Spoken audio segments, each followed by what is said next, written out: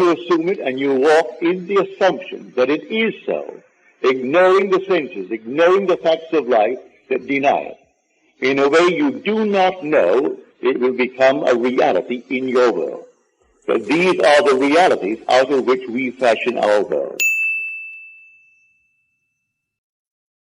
Take a man who is drafted. I was drafted in 1942 at the age of 38.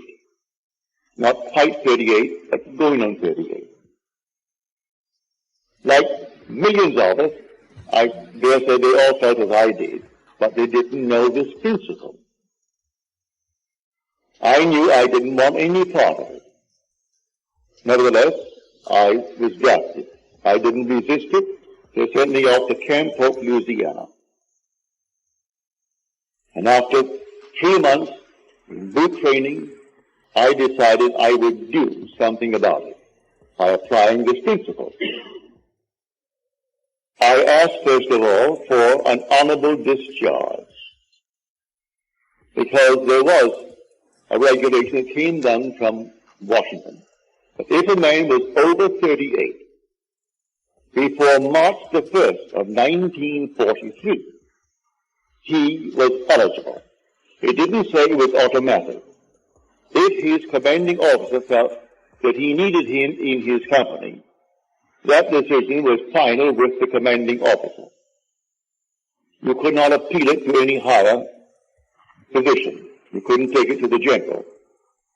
So whatever your commanding officer was, and he was a colonel, if he decided he needed you in his battalion, you remained.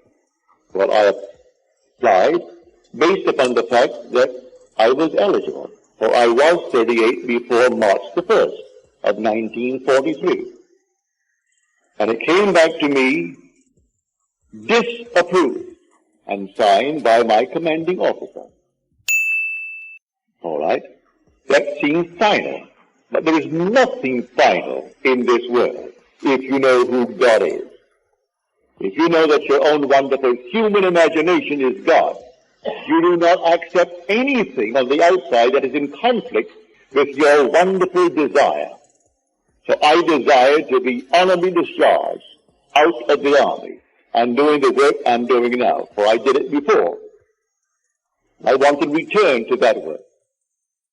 So that night, here was the paper that I received that day, disapproved and signed Colonel Theodore Bilbo Jr. His father was Senator Bilbo of Mississippi. As I retired in my barracks with all these men around me, I assumed I was in my own apartment in New York City. I knew it well. I left a wife and a little girl only a few months old when I was drafted. My son volunteered, and he was with the Marines in Guadalcanal. And they picked me up, and I was drafted, and my little girl was born the end of June of that year, so she was only a few months. And I had a wife and a little girl, and so I imagine I am home. My wife is in that bed, I'm in this bed, and my little girl is over there in the crib. And then I simply assume I'm walking through the apartment. It was a nice 7-room apartment. And I walked from room to room and touched the objects, and they all seemed so familiar. And I looked through the window and I saw Washington Square. And I looked to my right and I saw 6th Avenue. And then, having gone all through the place, I simply returned to my bed and settled in it all in my imagination. But I gave it the tones of reality. I gave it sensory vividness. I made it so real that it seemed to me I'm actually in my apartment in New York City. But I made quite sure I was not there on furlough. I was there because I was honorably discharged. No furlough, not going back. Well, 4 o'clock in the morning, before my eyes came a sheet of paper. It looked like the sheet that I got from the colonel, where it was disapproved. And as I looked at it, a hand came out from here to the hand and held a pen. and it scratched out the word disapprove, and it wrote boldly in script, approve. And then the voice said to me, that which I have done, do nothing. I woke, and all the boys had sung to sleep. I remained because I couldn't break their sleep. I remained until that very moment when I could go down and shave and clean before anyone else did, which I did. And this thing is permeating my entire brain, what happened to me that night. For 9 days I did nothing. On the 9th day the same colonel called me in. And after a long chat with me, he said, go back to your commanding officer, captain, and tell him to sign another application. And so I went back. I had done nothing in the interval. And he signed another application. I went back to the colonel. The colonel approved it. And that very day I was on a train from Camp Hope, Louisiana, to New York City, honorably discharged. To this day, none of them knew or know what I did. I did it all in my imagination. I believed that what I did was fact. I believed that my imaginal act creates facts, and therefore I actually lived in my apartment, and I was not any longer a soldier. I was a civilian, but I was honorably discharged from the army, not dishonorably. And in 9 days, it was fulfilled. I can multiply that story by hundreds if one will actually do it, for we are the optimum power. Instead of doing strange things and getting wrong with the government and fighting for your objectives, you don't fight at all. The voice said to me, that which I have done, do nothing. Well, where was that voice? Within me. That very voice that I heard coming from without was whispering from within me. The voice that said to Moses, I am. That is who I am. And he heard us coming from without what is being whispered from within. For are we not told in Scripture that we are the temple of the living God, and the Spirit of God dwells in us? And God is Spirit. Well, if the Spirit of God dwells in us, then how could I hear it from another? He is coming from within myself. And so I heard it.